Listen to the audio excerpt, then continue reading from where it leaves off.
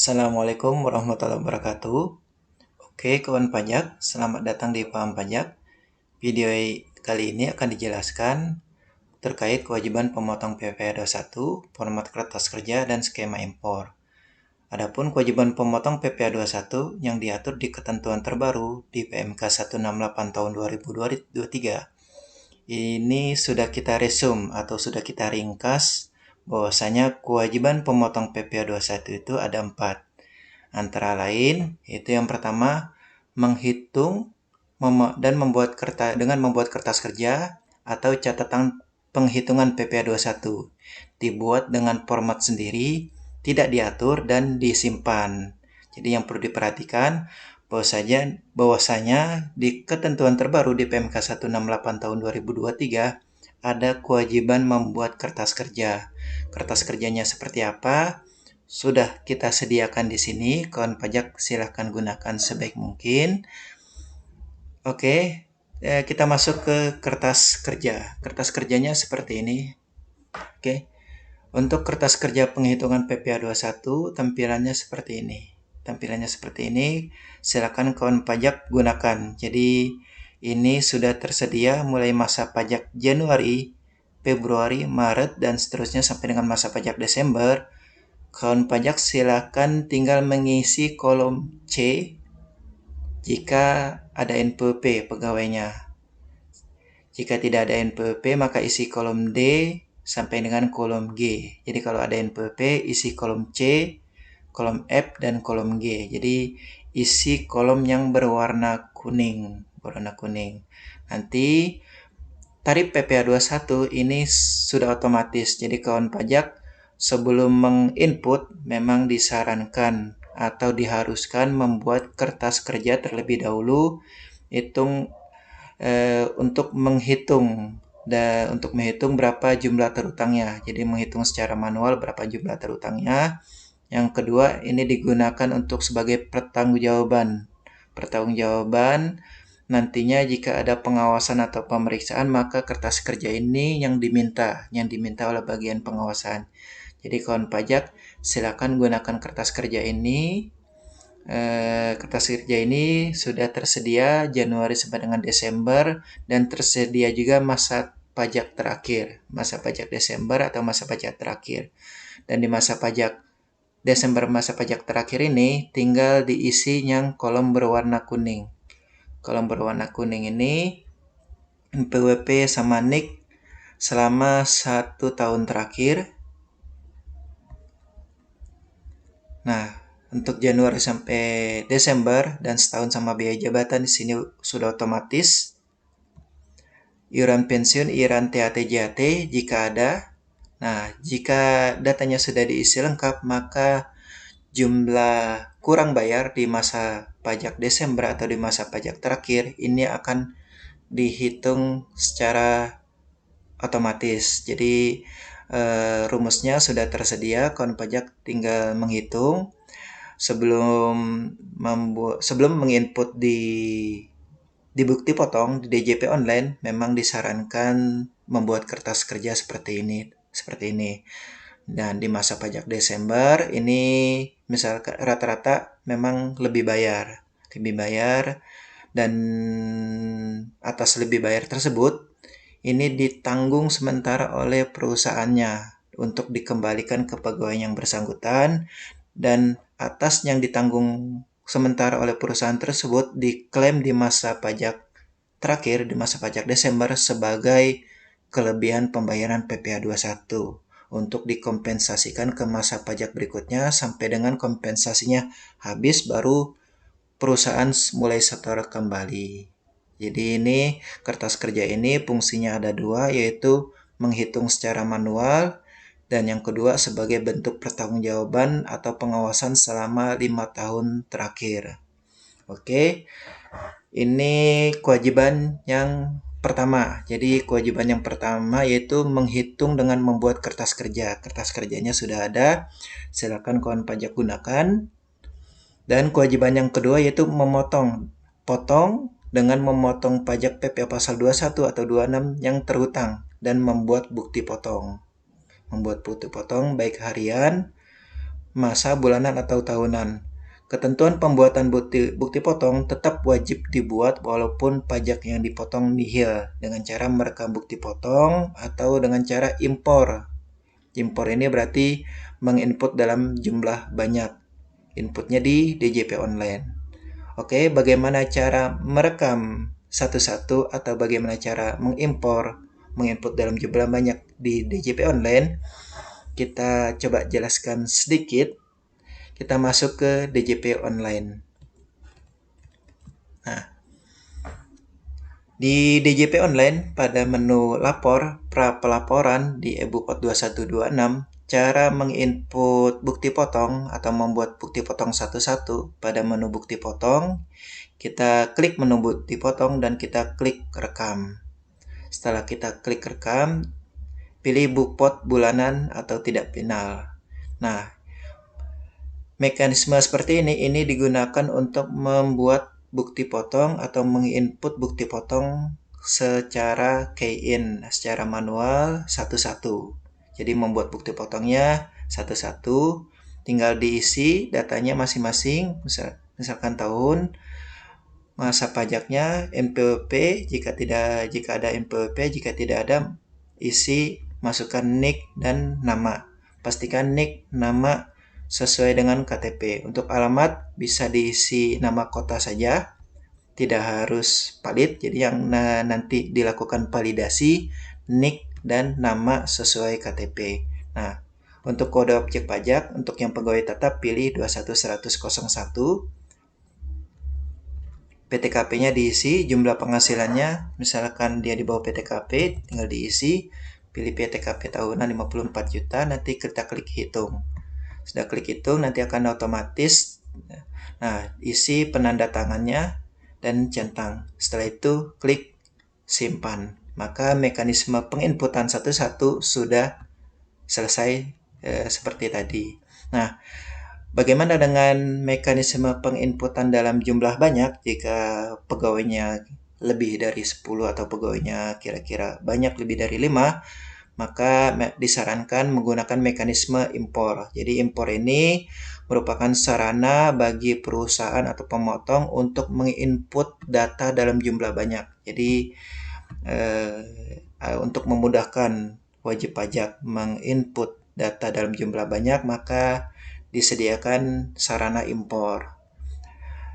Untuk sarana impor, kita input di menu bukti potong, terus kita klik impor BUPOT, pilih jenis BUPOT-nya.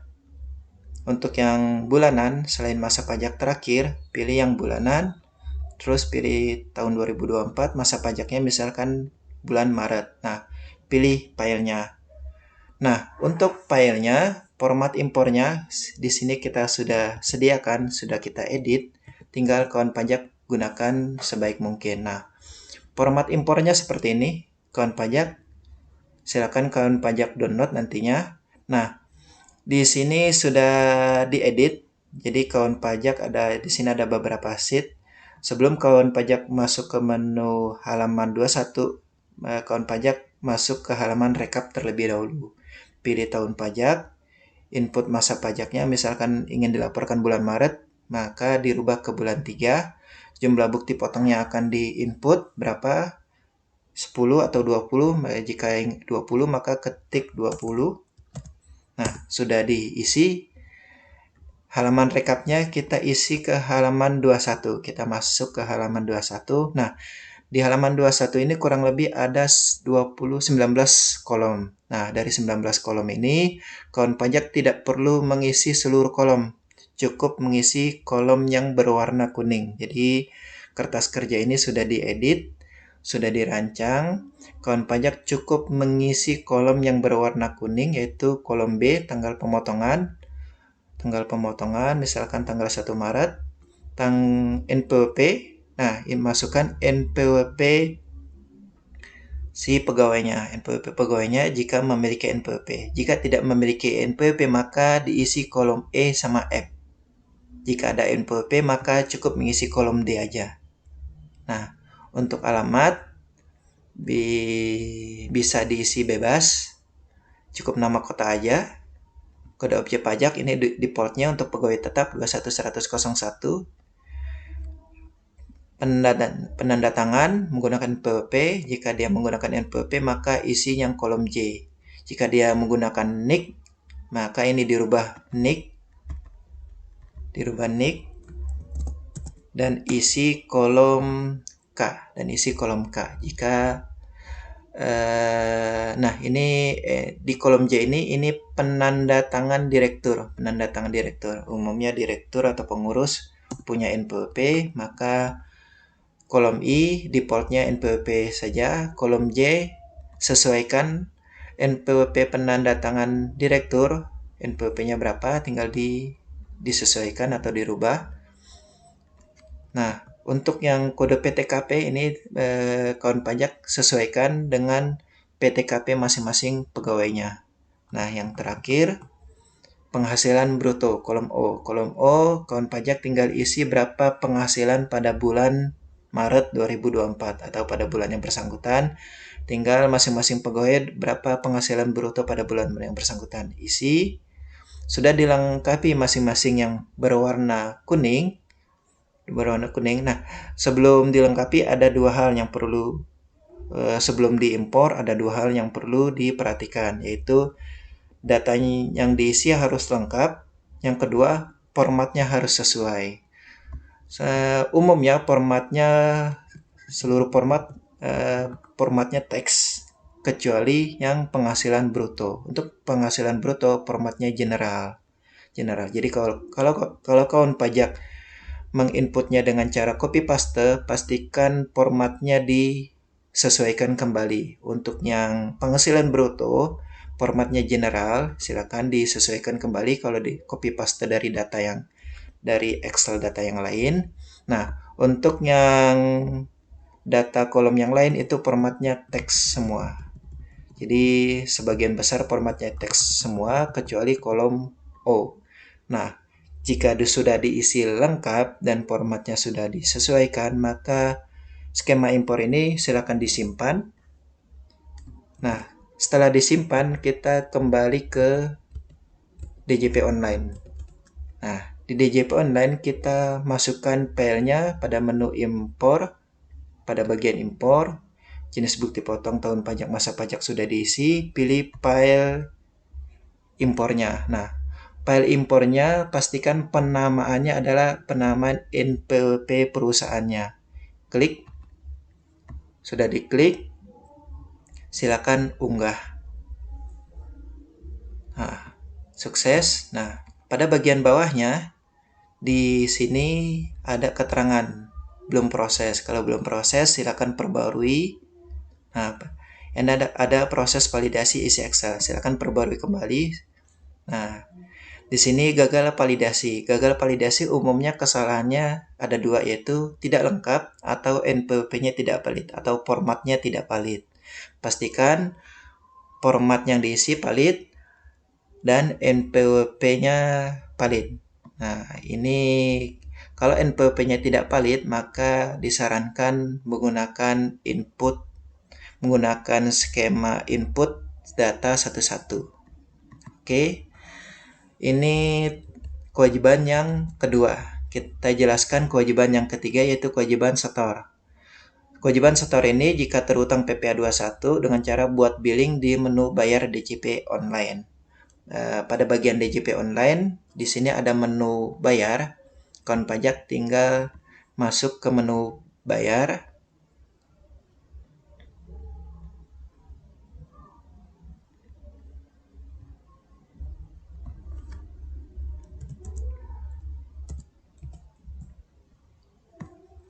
Oke, setelah berhasil login di DJP Online, kita klik menu bayar. Nah, di menu bayar kita klik e-billing.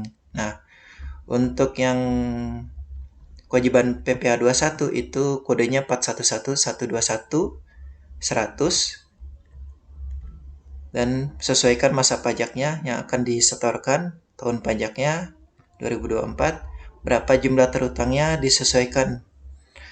Sebaiknya dihitung secara manual, bisa dihitung secara manual. Nah, jika sudah dibuatkan billingnya, Ya, tinggal setor. Nah, jika sudah di-setor, maka kewajiban terakhir yaitu kewajiban lapor. Kewajiban lapor, wajib lapor setiap masa pajak. Nah, ini mulai masa pajak Januari 2024, itu setiap perusahaan atau setiap pemotong itu wajib lapor setiap masa pajak, termasuk PPh 21-nya nihil.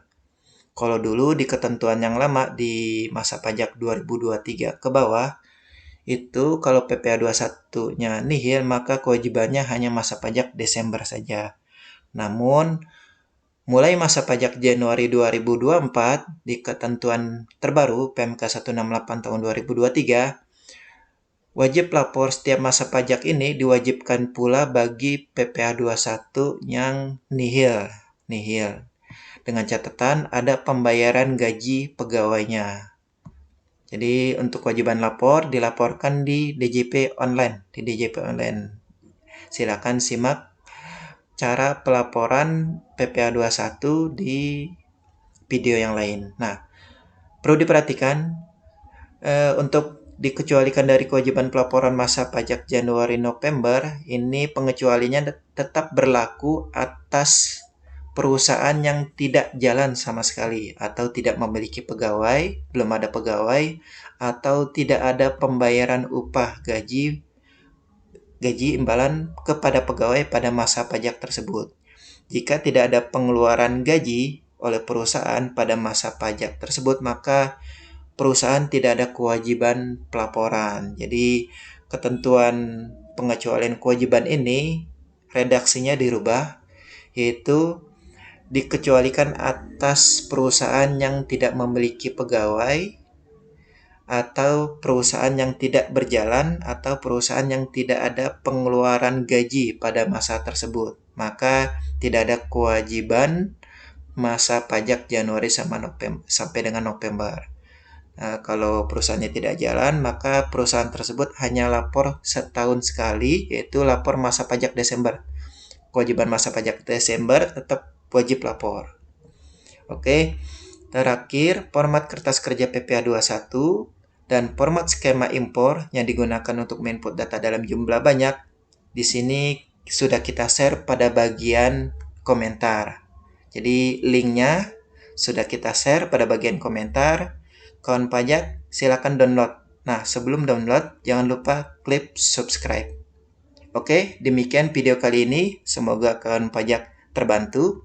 Assalamualaikum warahmatullahi wabarakatuh.